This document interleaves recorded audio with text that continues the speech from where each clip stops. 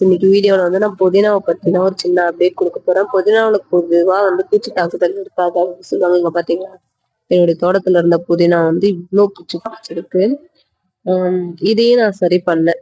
இது எப்படி பண்ணேன், இப்போ இதுக்கு அடுத்து அது எப்படி இருக்கு அப்படிங்கறத பார்க்கலாம். இங்க வந்து ஓரளவுக்கு மிக்ஸ் பண்ணி தான் இருக்கும். கொஞ்சம் பூண்டுகள் நிறைய முளைஞ்சிருக்கு.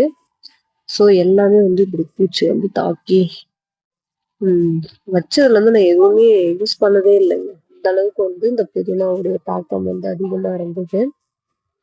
சோ இதை நான் வந்து சரி பண்ணிட்டேன்.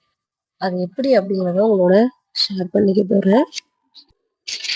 இப்போ பாத்தீங்களா, இதை வந்து நான் எப்படி சரி பண்ணேன் அப்படிங்கறத சொல்றேன். நான் வந்து பாத்தீங்கன்னா இதுக்கு ஃபர்ஸ்ட்ல வந்து வேப்பெண்ணெய் கரைசல் வந்து கொடுத்தேன். வேப்ப எண்ணெயும் ஷாம்பும் மிக்ஸ் பண்ணி நான் வந்து ஒரு நாள் வந்து ஸ்ப்ரேயர் வச்சு தெளிச்சு விட்டு இருந்தோம். இப்போ வந்து நல்லாவே இருக்கு. அதுக்கடுத்து அதோட நான் விடல. அதுக்கடுத்து வந்து பாத்தீங்கன்னா என்ன பண்ணேன் அப்படின்னா, சாம்பல், அடுப்பு சாம்பல், புது சாம்பல் எடுக்காம பழைய ஒரு வாரம் 2-3 வாரம் அந்த மாதிரி மிக்ஸ் பண்ண ஒரு சாம்பல் எடுத்து வச்சிருந்து அதை நான் ஒரு வாரத்துல ஒரு நாள் கரெக்டா 7 நாள் டைம் கொடுத்து. ஹலோ, எல்லாரும் எப்படி இருக்கீங்க? நல்லா இருக்கீங்களா? என்னுடைய பொண்ணு கொஞ்சம் நடுமத்துல வந்துட்டாங்க.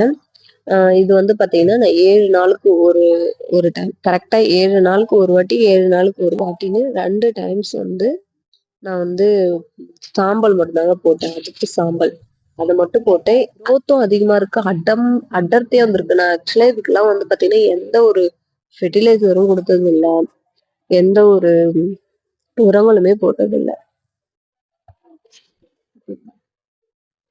இது ரொம்ப ஈஸியா வளர்க்கக்கூடிய ஒண்ணுதாங்க. இந்த டிப்ஸ் உங்களுக்கு யூஸ்ஃபுல்லா இருக்கும் அப்படின்னு நம்புறேன். நிறைய பேர் புதினா வளர்க்கறதுக்கு இந்த மாதிரி பூச்சி பிடிக்குது அப்படின்னு ரொம்ப ஃபீல் பண்றீங்க அப்படின்னா இதை வந்து ட்ரை பண்ணுங்க. நெக்ஸ்ட் டைம் நான் அதை எப்படி யூஸ் பண்றேன் அப்படிங்கறதையும் உங்களுக்கு சொல்லணும், வீடியோவை எடுத்து போடுறேன்.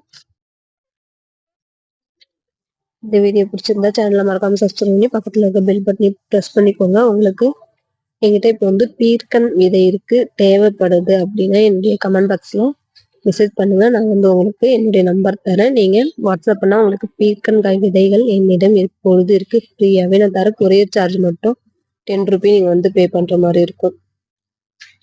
தேங்க்யூ.